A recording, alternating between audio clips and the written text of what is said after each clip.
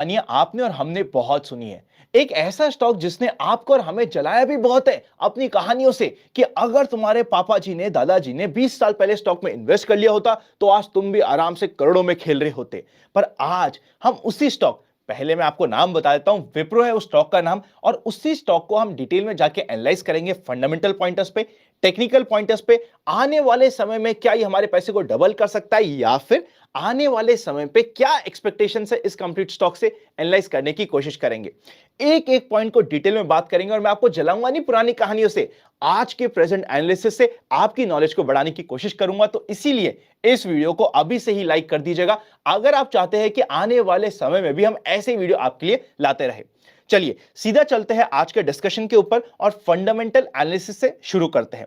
EPS और sales की growth rate को पिछले 8 क्वार्टर में कंपेयर करते हैं। पहले पॉइंट में आप यहां पे चेकआउट कर सकते हैं।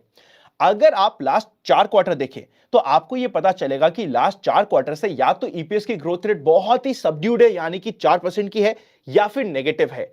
एक ये भी इंपॉर्टेंट कारण था जिसकी वजह से स्टॉक मार्केट में अगर हम प्राइस एक्शन के ऊपर बात करें तब भी हमें विप्रो के स्टॉक में करेक्शन देखने को मिला, बिकॉज जो रिजल्ट्स थे वो एक्सपेक्टेशन से खराब आ रहे थे। पर अगर हम ओवरऑल एक ब्रॉडर व्यू की बात करें तो पिछले 8 क्वार्टर में से हमें 4 क्वार्टर में एक अच्छी ईपीएस की ग्रोथ रेट देखने को मिली है।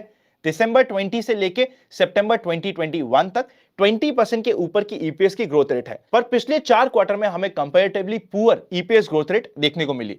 अगर हम सेल्स ग्रोथ रेट की बात करें तो यहां पे पिछले 8 के 8 क्वार्टर में हो सकता है कुछ क्वार्टर में हमें सेल्स ग्रोथ रेट बहुत ही कम देखने को मिली, पर ओवरऑल पॉजिटिव देखने को मिली, जो एक पॉजिटिव पॉइंट हो जाता है।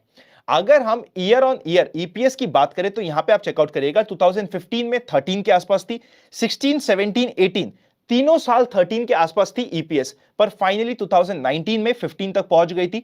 2020 में 16.67, 2021 में एक मेजर जंप देखने को मिला और 20 की रेंज की तरफ हम जाने लग गए। बिकॉज ऑफ कोविड इस कंपनी को ओवरऑल टेक्नोलॉजी में होने की वजह से कंपैरेटिवली फायदा ही देखने को मिला। 2022 में ओवरऑल ईपीएस 22.37 के आसपास है। नेक्स्ट अगर हम ओनरशिप पैटर्न की बात करें तो यहां पे आप चेकआउट कर सकते हैं। प्रमोटर की ओनरशिप 73% के आसपास स्टेबल है। म्यूचुअल फंड की ओनरशिप 2.65 से लेके बड़ी है 2.87, पर बीच में 3% के ऊपर भी चली गई थी, वहां से हमें डिप देखने को मिला है। इंश्योरेंस की ओनरशिप बड़ी है, 0.04% थी दिसंबर के क्वार्टर में, जो बढ़ते बढ़ते 4.63% में पहुंच गई है सितंबर 2022 में। अभी लेटेस्ट की बात करें इंश्योरेंस की या फिर किसी भी मेजर इंस्टीट्यूशन की होल्डिंग बढ़ना पॉजिटिव पॉइंट है। फॉरेन इंस्टीट्यूशनल इन्वेस्टर्स की होल्डिंग डिक्रीज हुई है, 9.34% से डिक्रीज होते होते 6.58% पे हुई है। वैसे देखा जाए तो एफआईआईज ने जितने भी टेक के स्टॉक्स थे, जितने भी स्टॉक्स थे इमर्जिंग इक्विटीज में, हर एक जगह में प्रॉफिट बुकिंग करी है, तो ये क्या नॉर्मल सिनेरियो है। नेक्स्ट अगर हम इंस्टीट्यूशन की बात करें, कोई मेजर होल्डिंग नहीं है। इंडिविजुअल इन्वेस्टर्स की होल्डिंग 6% से बढ़ते बढ़ते 7.83% पे पहुंच गई है, जो एक नेगेटिव पॉइंट हो जाता है। मेजर शेयर होल्डर की बात करें तो आप यहां पे चेकआउट कर सकते हैं। ऑब्वियसली हमें अजीम प्रेमजी की डिफरेंट डिफरेंट फर्म्स और ट्रस्ट मिलेगी, साथ ही साथ आपको एलआईसी का एक मार्केट फंड है जिसमें 4% का स्टेक देखने को मिलेगा। नेक्स्ट हम बात करते हैं रिटर्न ऑन इक्विटी की। हमेशा इस स्टॉक का रिटर्न ऑन इक्विटी 16% के ऊपर स्टेबल रहा है। 2022 में 18.69% का रहा है। Return on capital employed again fantastic है, 20% के ऊपर स्टेबल है। 2020 में 20.43% था, काफी स्टेबल है। सेल्स की बात करें, अगर हम इंडिविजुअल ग्रोथ की भी बात करें तो आप चेकआउट कर सकते हैं। ईयर ऑन ईयर बेसिस पे भी पिछले 4 सालों में सेल्स में हमें ग्रोथ रेट देखने को मिली है। ऑल दो 2019 में छोटी सी ग्रोथ रेट थी, 2020 में अगेन छोटी सी ग्रोथ रेट थी, 2021 में नेग्लिजिबल सेल्स की ग्रोथ रेट थी, पर 2022 में 28% की सेल्स की ग्रोथ रेट देखने को मिली है। फाइनली अगर हम बात करें नेट इनकम की, आप यहां पे चेकआउट करिएगा, पिछले 4 क्वार्टर में या तो जीरो इंक्रीज हुई है नेट इनकम में, या फिर नेगेटिव रही है, मतलब कि डिक्रीज हुई है। तो ये एक नेगेटिव पॉइंट है फंडामेंटल्स के पॉइंटर्स में। अगर हम ईबीआईटी की बात करें तो अगेन हमें सेम ट्रेंड देखने को मिल रहा है, आप यहां पे चेकआउट कर सकते हैं। ये हो गया हमारा fundamental pointers. Conclusion fundamental pointers का ये है कि फंडामेंटली अगर हम ओवरऑल बात करें तो स्टॉक अच्छा था, पर रीसेंट 4 क्वार्टर में स्टॉक की परफॉर्मेंस पुअर रही है, तो एटलीस्ट हमें एक स्ट्रॉन्ग क्वार्टर मिलना चाहिए वापस से इस स्टॉक में फंडामेंटल बेसिस पे कोई भी एग्रेसिव पोजीशन बनाने से पहले। अब चलते हैं टेक्निकल बेसिस पे, और टेक्निकल बेसिस पे जाने से पहले इस स्टॉक की आपको मैं हिस्ट्री बताता हूं। हिस्ट्री बताने के लिए एक इंपॉर्टेंट पॉइंट है, मैं हमेशा एक पॉइंट बोलता हूं, किसी भी स्टॉक से इमोशनली अटैच मत होइए। वो आपको पता चलेगा इस स्टॉक की हिस्ट्री के ऊपर। हिस्टोरिकली स्टॉक ने बहुत रिटर्न्स बना के दिए, पर अगर किसी ने बाय एंड फॉरगेट कर दिया है, उसको पेन भी बहुत दिया है। एक एग्जांपल देता हूं आपको।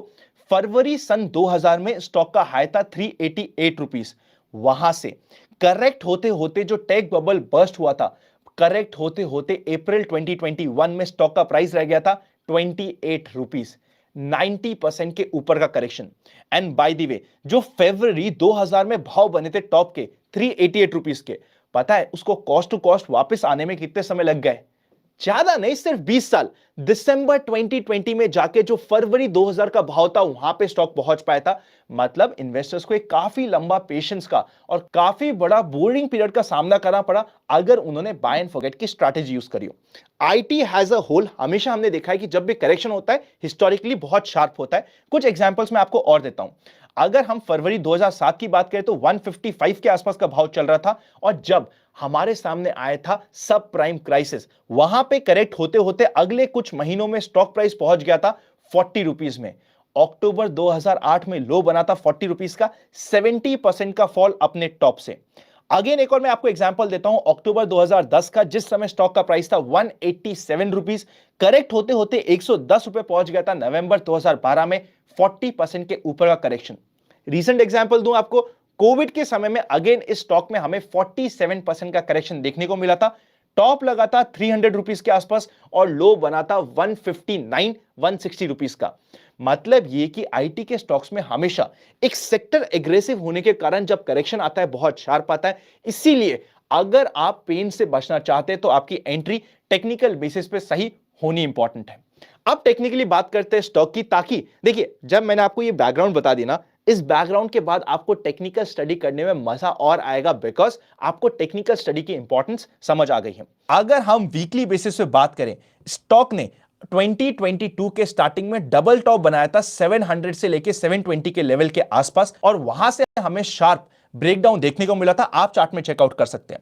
अगर अभी रिसेंटली बात करें तो स्टॉक ने एक छोटा सा फ्लैट बेस का पैटर्न बना दिया, जिसका ब्रेकआउट होता है 435 से 440 के लेवल के ऊपर। जब भी ये ब्रेकआउट होगा फ्लैट बेस के पैटर्न का, टेक्निकल बेसिस पे एक एंट्री ट्रिगर होगी।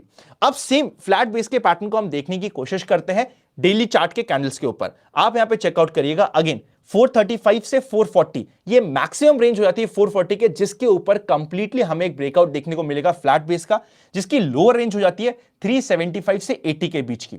तो इसके बीच में अगर हमें स्टॉक में कुछ करना भी है तो सिंपल सा काम इतना सा हो सकता है, अगर कभी भी ये स्टॉक 380 के आसपास या उसके बहुत ही 5% की रेंज में आए, तो एक छोटे से स्टॉप लॉस के साथ स्विंग के लिए इसको स्टडी किया जा सकता है।